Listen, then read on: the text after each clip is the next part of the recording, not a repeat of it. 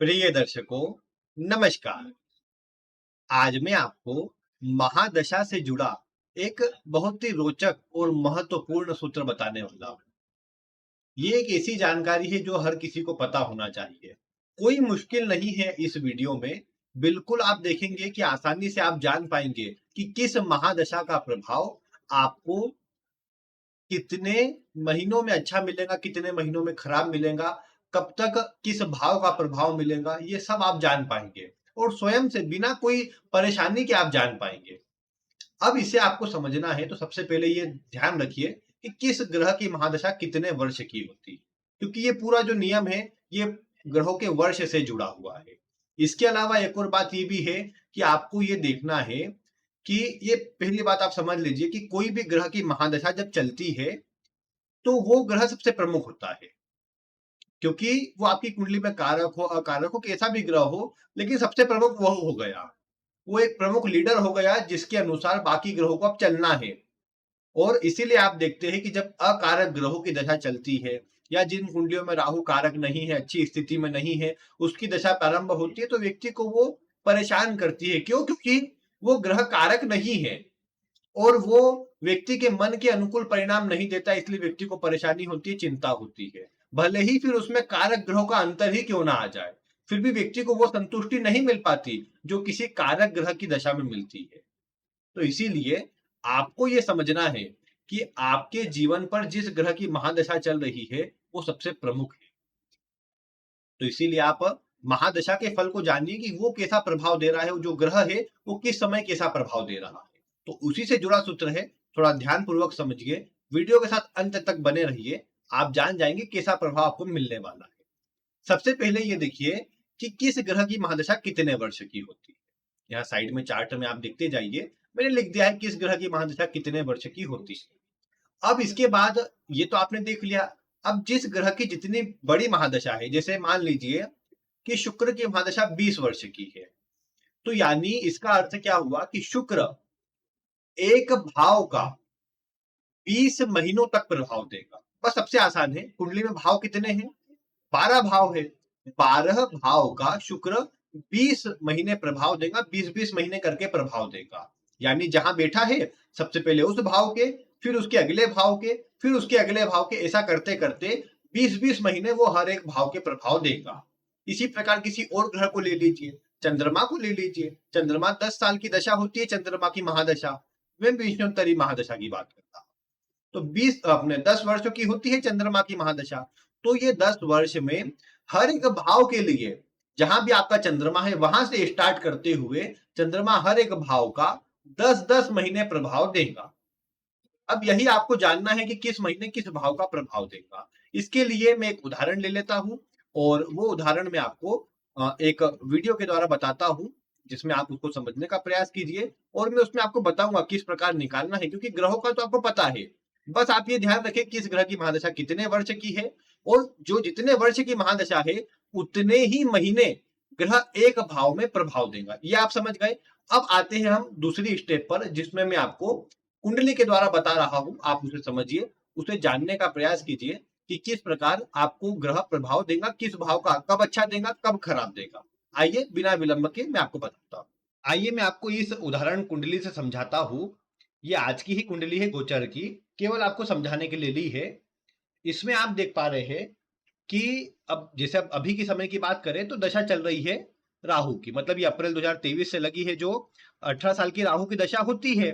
तो हमें देखना है कि अब वो किसी ऐसा नहीं कि बचपन से ही देखना है। जब आपका जो भी समय चल रहा हो, जहां से भी जिस जो भी आपको दशा चल रही हो, उस दशा को देखिए। मैं मान लेता हूं अभी जैसे यहाँ पर कोई व्यक्ति है जिसको अभी राहु की दशा अप्रैल 2024-23 से चालू हुई है और अगले 18 वर्ष से चलने वाली है। तो अब जातक का प्रश्न आया, समझिए कि कौन से समय पर उससे कौन सा मतलब अच्छा समय रहेगा, कौन सा खराब समय रहेगा। तो इसके लिए मुझे क्या करना है, आप जानते हैं राहु की दशा 18 साल की है, यानी 12 भावों में 18-18 महीने राहु प्रभाव देगा और उसकी जो दशा है उसको पूरा करेगा। यानी जहां पर है पहले वहां पर, फिर अब राहु आप जानते हैं वक्री चलता है। राहु और केतु सदैव वक्री चलते हैं, उल्टे चलते हैं। तो इनकी दशा की गिनती भी आप उल्टी कीजिएगा। यानी जैसे यहां पर है तो पहले शुरुआत में यहां, फिर अगले 18 महीने यहां पर प्रभाव देगा। फिर यहाँ का प्रभाव देगा, फिर अगले 18 महीने यहाँ पर, फिर अगले 18 महीने यहाँ पर, इसी प्रकार करते हुए यहाँ पर आएगा। और अगर यहाँ पर भी उसके अंश बाकी है तो 18 महीने यहाँ का प्रभाव भी देगा। यहाँ अंश बाकी है, इसे मतलब क्या है, आइए उसे समझिए। थोड़ा सा इस पर ध्यान दीजिएगा, एक बार समझ गए तो फिर कोई मुश्किल ही नहीं है। जैसे यहाँ पर देखिए राहु कितने डिग्री पर है, 0 डिग्री पर है। और वक्री ग्रह आप जानते हैं उल्टा चलता है, और राहु केतु तो उल्टे चलते ही है। यानी इन्होंने 29 से स्टार्ट किया था, 29, 28, 27 करते करते ये 0 डिग्री पर आ गए हैं। इस भाव के इस कोने पर आ गए हैं। तो इस कोने पर आ गए मतलब क्या है कि अब तो ये परिवर्तन की ओर ही है। तो यहाँ पर शुरुआती केवल मुश्किल से कुछ दिन, 1 महीने का प्रभाव इनका इस भाव का आएगा। यानी जब राहु की दशा चालू हुई तो 1 महीने इस भाव का प्रभाव पड़ेगा, क्योंकि ये 0 डिग्री पर है।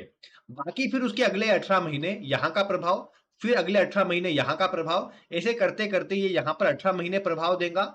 और चूंकि यहाँ पर आपने देखा कि स्टार्टिंग में एक ही महीना प्रभाव दे पाया, तो अंत के 17 महीने वो यहाँ का प्रभाव देगा, क्योंकि महीने तो पूरे होंगे ना। जैसे अगर 18 साल की दशा है तो पूरे 12 भावों में 18 महीने ही राहु प्रभाव देगा, कम महीने प्रभाव नहीं देगा। बस जिस भाव में बैठा है वहां की थोड़ी कैलकुलेशन देखना पड़ेगी उसके अंश के आधार पर। जैसे अगर राहु यहाँ 15 डिग्री पर बैठा हुआ होता तो यानी आधी दशा पूरी कर ली है, यानी 9 महीने हो चुके हैं। अगले 9 महीने से प्रभाव देगा, यानी इस भाव में फिर उसके 9 महीनों का प्रभाव बेचता। फिर 18 यहाँ पर, ऐसे 18 18 करते यहाँ पर आते, और अंत में जो 9 महीने बचे वो यहाँ पर फिर प्रभाव देता। समझ गए आप? अब यही बात मैं आपको गुरु की महादशा से बताता हूं। आप जानते हैं गुरु की महादशा जो होती है 16 साल की होती है। यानी 12 भावों में गुरु 16-16 महीने प्रभाव देंगे। यानी एक भाव पर 16 महीने, फिर अगले भाव पर 16 महीने, इस प्रकार चलेगा। लेकिन गुरु आप देख रहे हैं 18 अंश पर है। तो इसका मतलब क्या है कि ये पीछे के 0 से लेकर मतलब 29 से लेकर, क्योंकि वक्री है तो 29 से लेकर 18 महीने तक, 18 डिग्री तक का प्रभाव देख चुका है। यानी पिछले 12 डिग्री को ये पूरा कर चुका है। अभी इधर की तरफ 18 डिग्री इसके बाकी है, क्योंकि ये वक्री है तो उल्टा चलेगा, ध्यान रखिए। 18, 17, 16, 14, 15 ऐसे करते करते ये मतलब यहां पर आएगा 0 डिग्री पर। तो इसका मतलब क्या है कि अभी गुरु को 18 डिग्री का प्रभाव इस दशा में दे, मतलब उसकी दशा जब स्टार्ट होंगी तो पहले 18 डिग्री का प्रभाव देगा। किस प्रकार देगा? अब जैसे आपने देखा गुरु की दशा 16 साल की है, मैं क्या करता हूं, मैं यहाँ पर 5 ब्लॉक बना देता हूं। यहाँ पर 5 भाग में इस भाव को बांट देता हूं। बहुत आसान है, आप भी इसी प्रकार अपने थोड़ी बुद्धि से इसको भाग दीजिएगा। जैसे 18 डिग्री पर है, मैंने 5-5 भाग बना लिए 6-6 डिग्री के। शुरुआती 6 यहाँ, फिर 12 तक यहाँ, फिर 18 तक यहाँ, 24 तक यहाँ और 30 तक यहाँ पर। अब वक्री है तो गुरु यहां तक तो पार कर चुका, 18 डिग्री पर आ गया है। कितने का भाव, कितने भाव बाकी है, कितने ब्लॉक बाकी है, 3 ब्लॉक बाकी है। क्योंकि वक्री है उल्टा चलेगा, यहां से इस तरफ जाएगा। तो अभी 18 पर है, 18 से पीछे की ओर 3 ब्लॉक का प्रभाव देना है। अब गुरु की दशा होती है 16 साल की, मैंने 5 भाग करे तो एक भाग में लगभग 3 दशमलव कुछ यहां पर भाग आएंगे।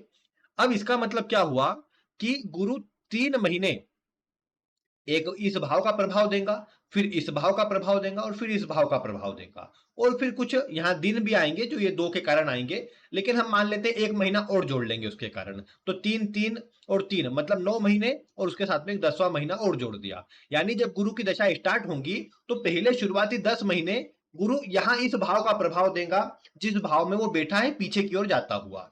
फिर अगले 16 महीने यहाँ का प्रभाव देगा, फिर 16 महीने यहाँ का, फिर 16 महीने यहाँ का, ऐसा करते करते यहां तक आएगा। अब चूंकि 10 महीने वो यहां प्रभाव दे चुका था तो बचे हुए 6 महीने फिर यहां का प्रभाव देगा। तो ये गुरु की दशा का प्रभाव बनेगा। अब लेकिन आपको इसका असर कैसे देखना है, जीवन पर कैसा पड़ेगा? तो आपने देखा कि गुरु जब शुरुआत में स्टार्ट हुआ तो वो चले गया 12वें भाव में, यहाँ का अगले 10 मतलब 10 महीने पूरे करके यहां पर आ गया। अब यहां पर गुरु का फल अपनी ही राशि का था, पीड़ित तो नहीं कहा जाएगा, लेकिन 12वें भाव में खर्चकारी बनेगा, खर्चा कराने वाला बनेगा, कुछ कई बार नुकसान कराने वाला भी बोल सकते हैं। तो इसलिए इसको थोड़ा सा मिला जुला ही कहा जाएगा। इसके बाद आपने देखा गुरु चलेगा लाभ भाव में। अब लाभ भाव में गुरु को कैसा कहेंगे? हाँ, दशा के अंदर लाभ देने वाला बनेगा। फिर एक और बात देखिए, किस ग्रह से सातवां है? ये शुक्र जो है इस कुंडली के अंदर सप्तम भाव का स्वामी है। तो सप्तमे से जब भी 7वें भाव में जिसकी महादशा है उसका प्रभाव पड़े तो इसका अर्थ ये है कि आपको उस दशा के अंदर विवाह का प्रभाव मिल सकता है।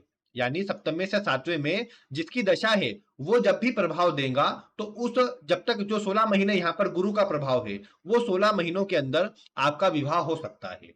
फिर इसके बाद जब आपने देखा कि चलो ये चीजें हो गई, लाभ वाला प्रभाव यहाँ पर आ गया, यहाँ पर गुरु आया, है तो दशम भाव, करियर में तरक्की, मान सम्मान, ऊंचाई देना चाहिए, लेकिन कैसा है तो नीच राशि का हो गया। अब नीच राशि का हो गया यानी कमजोर, किसी से विवाद कराए, दूर कर दे, अलग कर दे, उस तरह का प्रभाव ये गुरु दे सकता है। फिर आपने देखा भाग्य भाव का अगले 16 महीने प्रभाव दिया, फिर अष्टम में चले गया। अब अष्टम में जाएगा तो बड़ा ट्रांसफॉर्मेशन, बड़ा परिवर्तन, कोई बड़ी प्रॉब्लम उत्पन्न कर सकता है, यानी किसी न किसी प्रकार से अष्टम भाव का प्रभाव मिलेगा, थोड़ी प्रॉब्लम आएगी।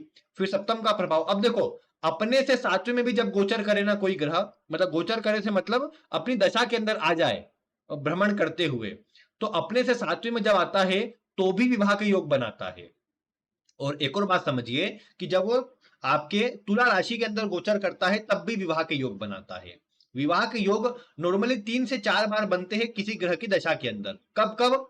जब वो आपकी कुंडली के सप्तम भाव पर आ जाए, जब वो तुला राशि के अंदर आ जाए। यहां तो तुला राशि सप्तम में ही है तो एक ही साथ आ गया, लेकिन जब वो तुला राशि में आ जाए, जब वो अपने से सातवां, जहां पर जैसे गुरु यहां बैठा होता तो जब अपने से सातवें में आता तो भी विवाह के योग बनाता। जब चंद्रमा से सातवें में गोचर करेगा, मतलब दशा के अंदर प्रभाव देगा, तब भी आप देख पाएंगे कि विवाह के योग बनाएगा। और जब सप्तमे से सातवें में अपना प्रभाव देगा तब भी आप देख पाएंगे कि विवाह के योग बनाएगा। तो ये 5-6 प्रकार से आपके पास आ गया कि हाँ चलो ये समय आ सकता है।